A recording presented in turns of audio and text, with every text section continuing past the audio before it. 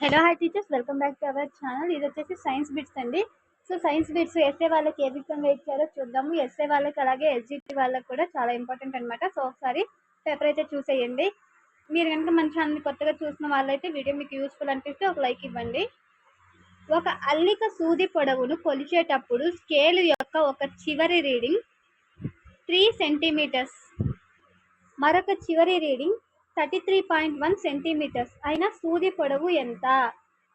ఒక అల్లిక సూది పొడవును కొలిచేటప్పుడు స్కేల్ యొక్క ఇది ఒక స్కేల్ అనుకుంటే ఈ స్కేల్ ఒక చివరి రీడింగ్ వచ్చేసి 3 మీటర్స్, ఒక రీడింగ్ వచ్చేసి 33.1. సో ఆ స్కేల్ యొక్క పొడవు ఎంత అనేసి అడిగారు. ఆ స్కేల్ యొక్క పొడవు వచ్చేసి 33.1లో నుంచి 3ని తీసేస్తే మైనస్ చేస్తే వస్తుందండి 103. 30.1 కరెక్ట్ ఆన్సర్ వచ్చేసి 30.1 సెంటీమీటర్స్. కరెక్ట్ ఆన్సర్ వచ్చేసి ఆప్షన్ 3 అండి. నెక్స్ట్, ఘర్షణ బల రకాల సరైన ఆరోహణ క్రమము. ఘర్షణ బల రకాల్లో సరైన ఆరోహణ క్రమం అంటే చిన్నదాని నుంచి పెద్దవానికి ఫస్ట్ ఆరోహణ క్రమం అడిగాడండి. ఘర్షణ బలాల రకాల ప్రకారం ఆరోహణ క్రమము, అవరోహణ క్రమం అంటే రివర్స్ వస్తుంది, ఆరోహణ క్రమం అంటే చిన్న నుంచి అంటే ఫస్ట్ నుంచి అటుకి. ఫస్ట్ వచ్చేసి దొర్లుడు, తర్వాత జారుడు, తర్వాత స్థైతిక స్థితి ఉంటుంది. అదే అవరోహణ క్రమం అని అడిగినట్లయితే ఫస్ట్ స్థైతిక నుంచి జారుడు, జారుడు నుంచి దొర్లుడు ఉంటుంది. సో మనకు అందింది ఆరోహణ క్రమం కాబట్టి దొర్లుడు, జారుడు, స్థైతిక స్థితి. కరెక్ట్ ఆన్సర్ వచ్చేసి ఆప్షన్ 1 అండి. నెక్స్ట్, 12 కిలోగ్రాముల ద్రవ్యరాశి గల వస్తువు భూమిపై నుండి కొంత ఎత్తులో ఉంది. ఆ వస్తువు యొక్క స్థితి శక్తి 480 జౌల్స్ అయితే భూమి నుండి ఆ వస్తువు యొక్క ఎత్తు గురుత్వాకర్షణ శక్తి 10 మీటర్ పర్ సెకండ్ స్క్వేర్ గా ఉంది. సో కిలోగ్రాముల్లో ఉంటే దాన్ని 12 కిలోగ్రాములు ద్రవ్యరాశి గల వస్తువు భూమి పై నుండి కొంత ఎత్తులో ఉంది. ఇది భూమి అనుకుంటే భూమి పై నుండి కొంత ఎత్తులో, సపోజ్ ఇంత ఎత్తులో ఉంది. సో 12 కిలోగ్రామ్స్ అనుకుంటే దాని యొక్క స్థితి శక్తి అనేది 480 జౌల్స్ అనేది ఉంది. గురుత్వాకర్షణ జీ వాల్యూ ఇచ్చాడు. సో దాని ఆన్సర్ అయితే మనకు 4 మీటర్స్ వస్తుందండి. 4 మీటర్స్ కరెక్ట్ ఆన్సర్ వచ్చేసి 4 మీటర్స్ వస్తుంది. దాని కరెక్ట్ ఆన్సర్ ఆప్షన్ 4 అండి. నెక్స్ట్, ఎక్స్ మరియు వై గ్రూపుల సరి అయిన జత అంటే దేన్ని దేంతో కొలుస్తారు, ఉష్ణోగ్రతను దేంతో కొలుస్తారు, ఉష్ణాన్ని దేంతో కొలుస్తారు అనేసి ఇచ్చారు.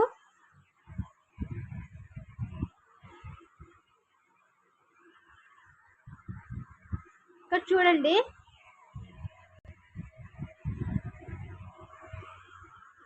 ఉష్ణోగ్రతను వచ్చేసి కెల్విన్స్ లో కొలుస్తారండి. ఉష్ణోగ్రతను కెల్విన్స్ లో కొలుస్తారు. ఉష్ణాన్ని వచ్చేసి joule per KG kelvin, joule per KG kelvin. గుప్తోష్ణాన్ని వచ్చేసి joule per KG kilograms, joule per kilograms. అదే విశిష్టోష్ణాన్ని అయితే జౌల్స్ లో కొలుస్తారండి. ఉష్ణోగ్రతనైతే కెల్విన్స్, ఉష్ణం అయితే joule per kilogram per kelvin. గుప్తోష్ణాన్ని అయితే జౌల్ పర్ కిలోగ్రామ్స్, విశిష్టోష్ణం అయితే జౌల్స్. కరెక్ట్ ఆన్సర్ వచ్చేసి ఆప్షన్ 2 అండి. నెక్స్ట్, ఒక ఆవేశాన్ని M బిందువు నుండి N బిందువుకు కదిలించారు. ఈ విధంగా ప్రమాణ ఆవేశాన్ని కదల్చడానికి చేసిన పనిని ఇలా అంటారు. ఒక ఆవేశాన్ని M బిందువు నుండి N దాకా కదిలించారు. ఇలా ఒక ప్రమాణ ఆవేశాన్ని కదల్చడానికి చేసిన పనిని ఏమంటారు? దాన్ని M బిందువుని N బిందువు దగ్గరికి కదిలించారు. M అనే ఒక బిందువు తీసుకున్నట్లయితే ఈ బిందువుని N బిందువుకు M నుండి ఎంతవరకు కదిలించారంటే ఒక దాన్ని తీసుకొని ఈ వస్తువుని N వరకు కదిలించారు. దీన్ని ఇలా ప్రమాణ ఆవేశాన్ని కదిలించడాన్ని ఏమంటారు అంటే M మరియు Nల మధ్య పొటెన్షియల్ భేదం అంటారండి. M మరియు Nల మధ్య ఉండే పొటెన్షియల్ భేదం అంటారు. కరెక్ట్ ఆన్సర్ వచ్చేసి ఆప్షన్ 3. నెక్స్ట్, క్రింది వాటిలో ఘర్షణ ద్వారా తేలికగా ఆవేశితం చేయలేనిది. క్రింది వాటిలో ఘర్షణ ద్వారా తేలికగా ఆవేశితం చేయలేనిది. ఘర్షణ ద్వారా ఆవేశితం చేయలేనిది. ప్లాస్టిక్ స్కేల్ తీసుకున్నట్లయితే 2 ప్లాస్టిక్ స్కేల్స్ ని బాగా రబ్ చేసినా లేకపోతే దేనికేసి రుద్దినా మనకు ప్లాస్టిక్ స్కేల్ కింద కాగితాలు వేసి ఒక ఆయిల్ అనేది ప్లాస్టిక్ స్కేల్ కంటించి బాగా దాన్ని రబ్ చేసినట్లయితే ఆ కాగితాలు ఆ ప్లాస్టిక్ స్కేల్ కి అయస్కాంత బలం అనేది వస్తుంది. అలా ఏదైనా ఒక వస్తువుకి ఘర్షణ కలిగించడం ద్వారా కూడా తేలికగా ఆవేశితం పొందనిది ఏది అంటే ఇక్కడ ఉన్న దాంట్లో రాగి కడ్డీ అండి. రాగి కడ్డీ. ప్లాస్టిక్ స్కేలు ఆవేశితం పొందుతుంది. ఊదిన బెలూన్ కూడా బాగా రబ్ చేసినప్పుడు అది అయస్కాంతత్వాన్ని పొందుతుంది. ఉన్ని వస్త్రం కూడా సేమ్ అన్నమాట. సో పొందనిది ఏది అంటే ఇక్కడ రాగి కడ్డీ. ఎంత రబ్ చేసినా కూడా దానికి ఆవేశం అనేది రాదు. నెక్స్ట్, పదార్థాలను నిల్వ చేసే వెనిగర్లా వాడేందుకు నీటిలో కలిపే ఎసిటిక్ ఆమ్ల శాతం. పదార్థాలను నిల్వ చేసేందుకు వెనిగర్లా వాడేందుకు నీటితో కలిపే ఎసిటిక్ ఆమ్ల శాతము. పదార్థాలను నిల్వ చేసే వెనిగర్లా వాడేందుకు నీటిలో కలిపే అసిటిక్ ఆమ్లము 5 to 8% ఉందండి. 5 to 8% అండి. 5 to 8%. నెక్స్ట్, CaCl2 యొక్క ఫార్ములా యూనిట్ ద్రవ్యరాశి. కాల్షియం క్లోరైడ్ యొక్క ఫార్ములా యూనిట్ ద్రవ్యరాశి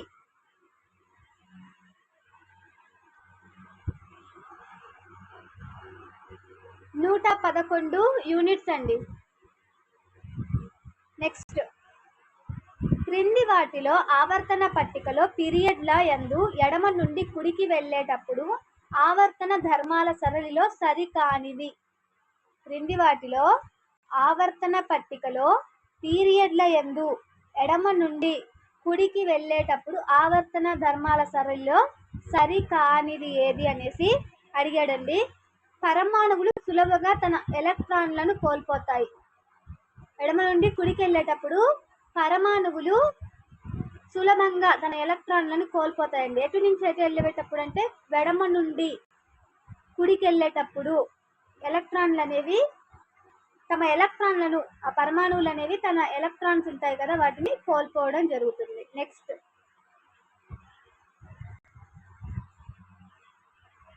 ఇక్కడ చూడండి 2 జతలు ఇచ్చాడు, దాన్ని జతపరచండి అనేసి ఇవ్వడం జరిగింది.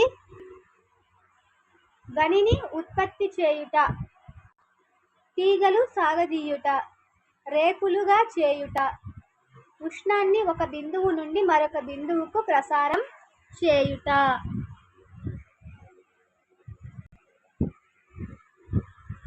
ధ్వనిని ఉత్పత్తి చేయడాన్ని ధ్వనిగుణం అంటారండి. ధ్వనిని ఉత్పత్తి చేయడాన్ని ధ్వనిగుణం. తీగలు సాగదీయుట వచ్చేసి తాంతవత.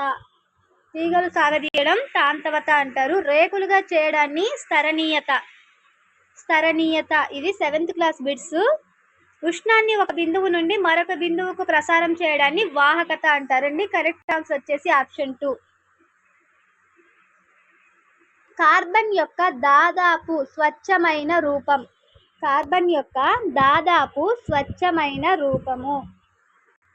స్వచ్ఛమైన రూపం వచ్చేసి కార్బన్ యొక్క కోక్ అండి. కోక్.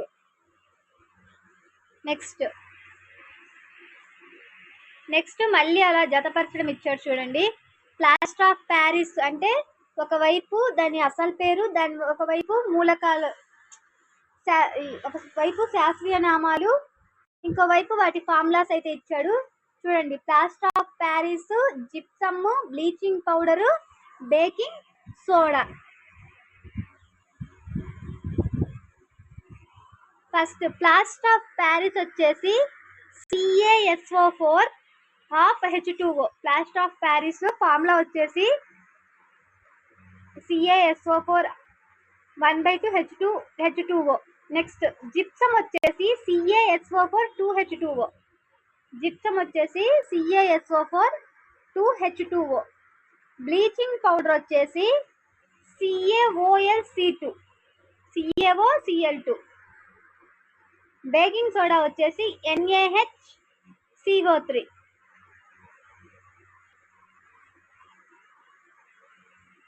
కరెక్ట్ ఆన్సర్ వచ్చేసి ఆప్షన్ 1 అండి. నెక్స్ట్ ఇక్కడ కొన్ని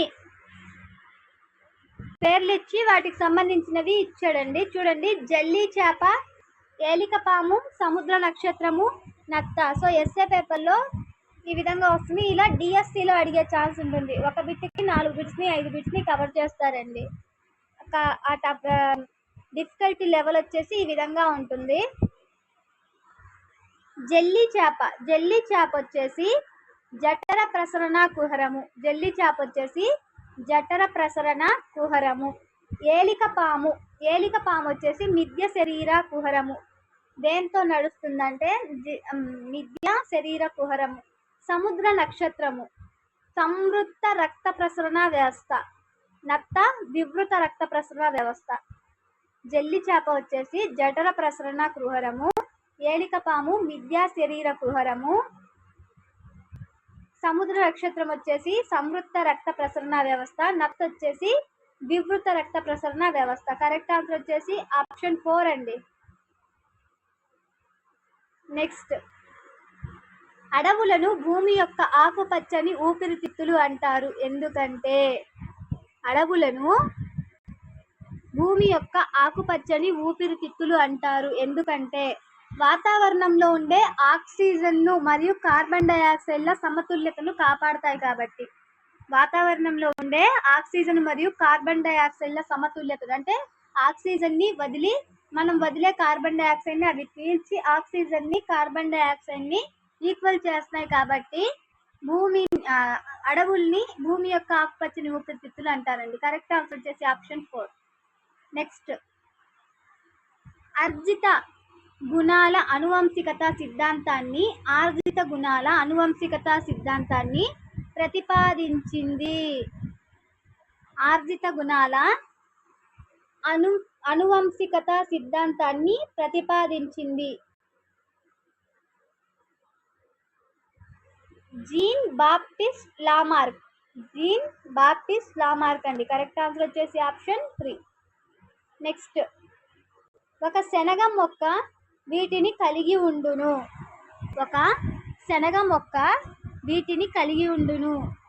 శనగ మొక్కకు వచ్చేసి తల్లివేర్లు మరియు జలాకార ఈనెల తల్లివేరు ఉంటుంది. వాటికి జలాకార ఈనెల వ్యాపనం ఉంటుందండి. శనగ మొక్కను తీసుకున్నట్లయితే తల్లివేరు ఉంటుంది. అదేవిధంగా జలాకార ఈనెల వ్యాపనం కూడా ఉంటుందండి. కరెక్ట్ ఆన్సర్ వచ్చేసి ఆప్షన్ 2. 2 ఇచ్చాడండి. ప్రకటన ఏలో అధిక మాంసకృతులు ఉన్న ఆహారాన్ని తీసుకుంటే మూత్రంలో యూరియా ఎక్కువగా ఏర్పడుతుంది. ప్రోటీన్లు కాలేయంలో డీఅమైనేషన్కు గురవుతాయి. ఈ రెండిట్లో సరైనదేది సరికానిదేది అనేసి ఆప్షన్ అయితే ఇవ్వడం జరిగింది. అధిక మాంసకృతులు ఉన్న ఆహారాన్ని తీసుకుంటే మూత్రంలో యూరియా ఎక్కువగా ఏర్పడుతుంది.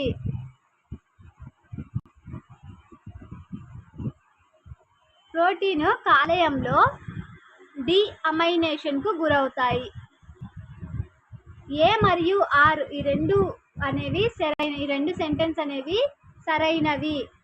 ఆర్ అనేది ఏకు సరైన వివరణ. కరెక్ట్ ఆన్సర్ వచ్చేసి ఆప్షన్ 3 అండి. నెక్స్ట్, హరిత గృహ వాయువు కానిది.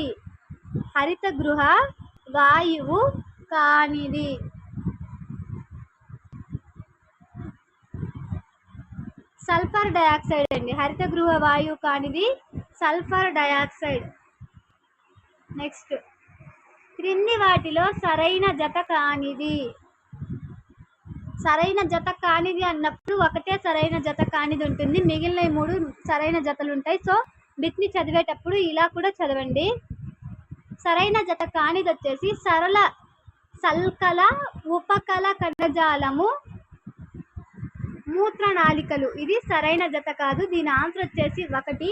సో ఒకసారి సరైన జతలు చూడండి. స్తరిత సల్కల ఉపకల కణజాలం చర్మానికి సంబంధించింది. ఘనాకార ఉపకల కణజాలం లాలాజల గ్రంథులు తర్వాత స్తంభాకార ఉపకల కణజాలం, పేగు లోపలి పొర. కణజాలాలు ఎలాంటి కణజాలాలు, అవి వేటికి సంబంధించినవి అనేవి ఈ మూడు. స్థరిత సస్కల వచ్చేసి చర్మము, ఘనాకార లాలాజల, స్తంభాకార పేగు లోపలి పొర. సరికానిది సరళ సల్కల ఉపకల కణజాలం అనేది మూత్రనాళికలు ఇచ్చాడు. సరికానిది ఆప్షన్ 1 అండి. నెక్స్ట్, దవడలోని కండరాల కదలికను నియంత్రించే నాడి. దవడలోని కండరాల కదలికను నియంత్రించే నాడి 5వ కపాల నాడి. 5వ కపాల నాడి.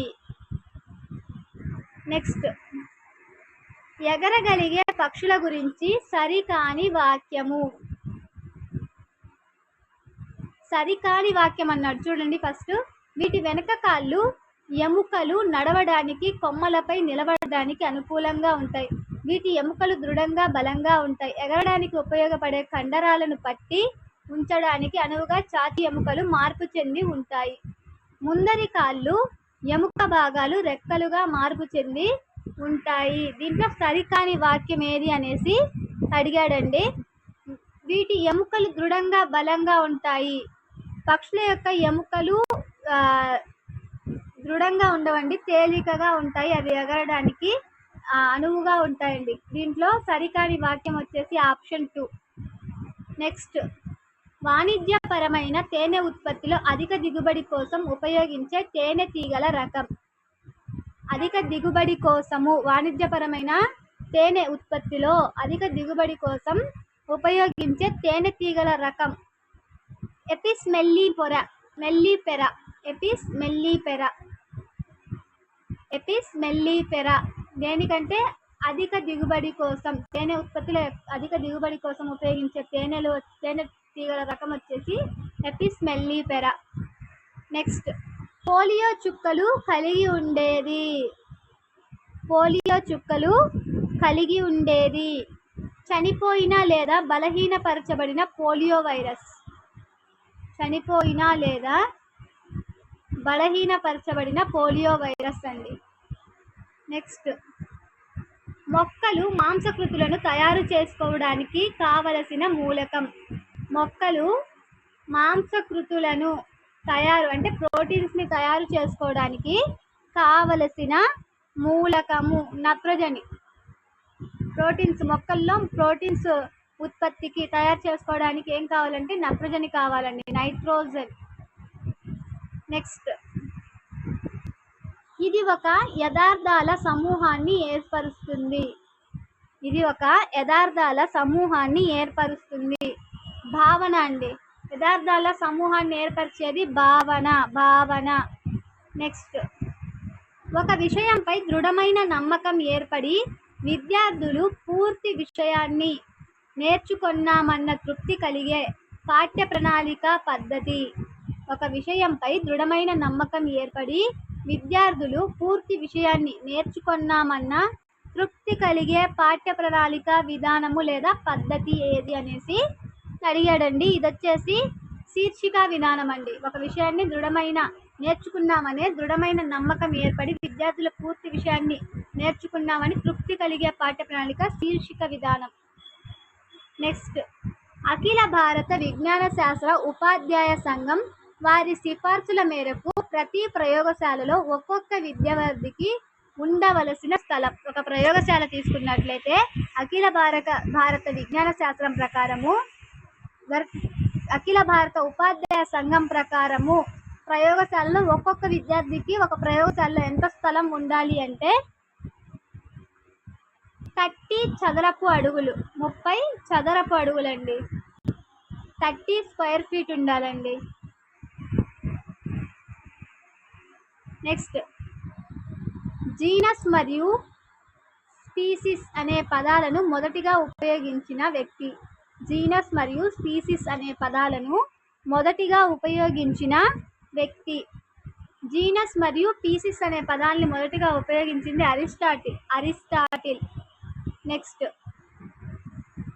హెర్బర్ట్ పీరియడ్ పథకంలోని 5వ సోపానం. హెర్బర్ట్ పీరియడ్ పథకంలో 5వ సోపానం ఏది? అన్వయం అండి. 5వ సోపానం, 5వ సోపానం అన్వయం. నెక్స్ట్, ఆంధ్రప్రదేశ్ రాష్ట్ర పాఠ్య ప్రణాళిక చట్టం 2011 యొక్క కీలక సూత్రం కానిది. ఆంధ్రప్రదేశ్ రాష్ట్ర పాఠ్య ప్రణాళిక చట్టం 2011 ప్రకారము దాని యొక్క కీలక సూత్రం కానిది ఏది అనేసి అడిగాడండి. అభ్యసన ప్రక్రియ యొక్క అంచనా కంటే నేర్చుకున్న అంశాల అంచనాకు ఎక్కువ ప్రాధాన్యత ఇవ్వడం. అభ్యసన ప్రక్రియ యొక్క అంచనా కంటే నేర్చుకున్న పాఠ్యాంశాల అంచనాకు ఎక్కువ ప్రాధాన్యత ఇవ్వడం అనేది దాని యొక్క కీలక సూత్రం కాదు. ఇది రాంగ్. దీని యొక్క కీలక సూత్రాలు చూడండి. అభ్యసనకు సంబంధించి పిల్లల శక్తి సామర్థ్యాలు ఎల్లవేళలా దృష్టిలో ఉంచుకోవాలి. ఆంధ్రప్రదేశ్ రాష్ట్ర పాఠ్య ప్రణాళిక చట్టం ప్రకారం ఏపీఎస్సీఎఫ్ ప్రకారము అభ్యసనకు సంబంధించి పిల్లల శక్తి సామర్థ్యాలు దృష్టిలో ఉంచుకోవాలి. జ్ఞానాన్ని పాఠశాల వెలుపలి జీవితంలో అనుసంధానం చేయాలంటే పాఠశాలలోనే కాకుండా పాఠశాల బయట కూడా జ్ఞానాన్ని అనుసంధానం అనేది చేయాలి. పరీక్షలకు మరింత అనుగుణంగా తరగతి గది జీవితంలో ఏకీకృతం చేయాలి. పరీక్షలకు మరింత అనుగుణంగా తరగతి గది జీవితంలో ఏకీకృతం అనేది చేయాలి. ఇవి 3 దాని యొక్క కీలక సూత్రాలు. కానిది ఏది అంటే అభ్యసన ప్రక్రియ యొక్క అంచనా కంటే నేర్చుకున్న పాఠ్యాంశాలకు ఎక్కువగా ప్రాధాన్యత ఇవ్వాలనేది రాంగ్ స్టేట్మెంట్. కరెక్ట్ ఆన్సర్ వచ్చేసి ఆప్షన్ 3 అండి ఇక్కడ. సో ఇవి సైన్స్కి సంబంధించిన బిడ్స్. ఇలాంటి మరిన్ని బిడ్స్ కావాలనుకుంటే వీడియోకి ఒక లైక్ చేయండి. అలాగే మీకు ఎన్ని మార్క్స్ వచ్చాయో దీంట్లో కమెంట్ అనేది చేయండి. Thank you for watching.